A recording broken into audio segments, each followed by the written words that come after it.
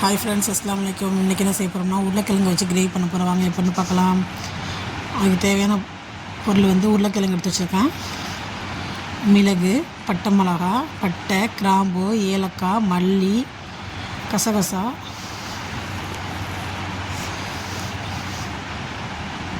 தேங்காய் எல்லாம் எடுத்து வச்சுருக்கேன், கருவேப்பிலை எல்லாம் எடுத்து வச்சுருக்கேன்.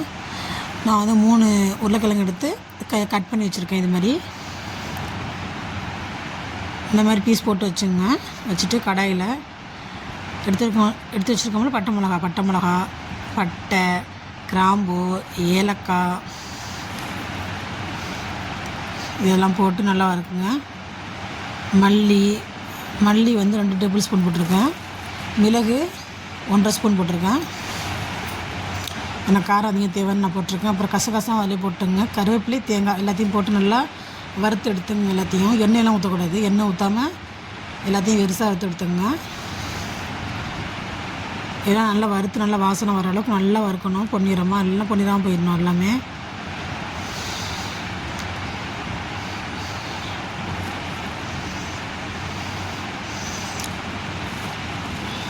எல்லாம் நல்லா வறுத்துருச்சு பாருங்கள். வறுத்ததுக்கப்புறம் ஆற வச்சுட்டு மிக்சியில் போட்டு பொடி பண்ணி வச்சுங்க. தனியாக எடுத்து வச்சுக்கிட்டு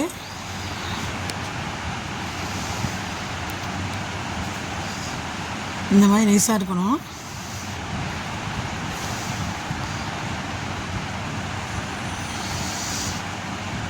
புளி எடுத்து வச்சுங்க, அரைச்சி வச்ச பொடி, கருவேப்பிள்ளை, தட்டி வச்ச பூண்டு, இடித்து வச்ச வெங்காயம் எல்லாம் வச்சுருக்கேன்.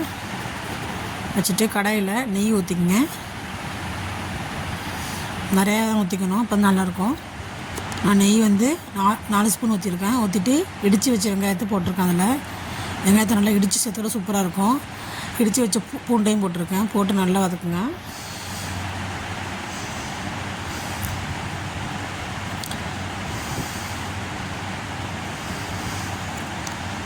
நல்லா செவந்து வரணும். செவந்து வந்ததுக்கப்புறம் கரைச்சி வச்ச புளி இருக்குல்ல, அதையும் இதில் ஊற்றுங்க. நான் வந்து நெல்லிக்காய் சைஸ் புளி எடுத்திருக்கேன். அந்த புளி தண்ணியை ஊற்றிட்டு நம்ம அரைச்சி வச்சுருக்கோம்ல பொடி, அதில் வந்து நான் வந்து 2 டேபிள் ஸ்பூன் போட்டிருக்கேன். நிறையா போட்டிருக்கேன். பெரிய ஸ்பூனால் 2 டேபிள் ஸ்பூன் நிறையா போட்டிருக்கேன். போட்டு நல்லா இதை வதக்கணும்.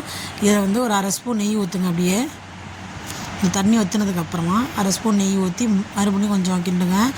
எண்ணெய் பிரிஞ்சு வரணும். நல்லா வதக்கி வச்சு பாருங்கள். சைட்லெலாம் எண்ணெய் பிரிஞ்சு வருது பாருங்கள். நெய் ஊற்றிட்டேன். நெய் ஊற்றி மறுபடியும் மிக்ஸ் பண்ணுங்க எல்லாத்தையும். இதை வந்து தனியாக எடுத்து வச்சுக்கணும். வதக்கிட்டு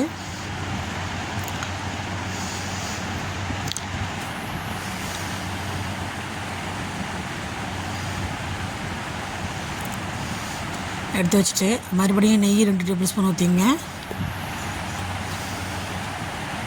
ஊற்றிட்டு அரிஞ்சு வச்ச வெங்காயத்தை போட்டு நல்லா கிண்டுங்க. வெங்காயம் சவக்கணும். இதுலேயே ஜீரகம் போட்டுங்க. இஞ்சி பூண்டு பேஸ்ட்டு 1 டேபிள் ஸ்பூன்,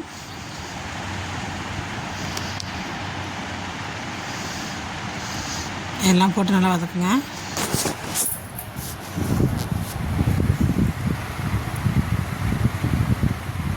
உருளைக்கிழங்கு வந்து வேக வச்சு தனியாக எடுத்து வச்சுக்கோங்க. நான் வேக வச்சு எடுத்து வச்சுட்டேன்.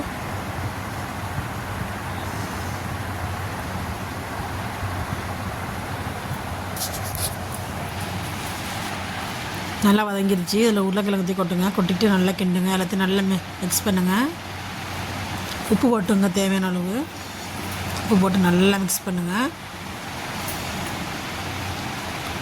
நம்ம தனியாக வதக்கி வச்சுருந்தோம்னா ஒரு மிக்சர், அதையும் இதில் கொட்டுங்க. கொட்டி நல்லா கிண்டுங்க. இதில் நெய் ஊற்றுங்க. 2 டேபிள் ஸ்பூன் நெய் மறுபடியும் ஊற்றிங்க. ஊற்றி நல்லா கிண்டி விடுங்க. ஒரு கைப்பிடி மல்லிக்கீரை போட்டு நல்லா கிண்டுங்க. அப்படியே கறி கிரேவி மாதிரியே சூப்பராக இருக்குது. ட்ரை பண்ணி பாருங்கள். நான் ட்ரை பண்ணி பார்த்தேன். நானே ஃபஸ்ட் டைம் பண்ணேன். சூப்பராக இருந்துச்சு. இந்த கறி கிரேவிலாம் தொத்து போயிடும். இதெல்லாம் அப்படி டேஸ்ட்டாக இருக்குது. இந்த வீடியோ பிடிச்சிருந்தா லைக் பண்ணுங்கள், கமெண்ட் பண்ணுங்கள், ஷேர் பண்ணுங்கள், மறக்காமல் சப்ஸ்கிரைப் பண்ணுங்கள். இதை பார்த்துட்டு ட்ரை பண்ணி பார்த்துட்டு எப்படி இருக்குன்னு சொல்லுங்கள். அஸ்ஸலாமு அலைக்கும்.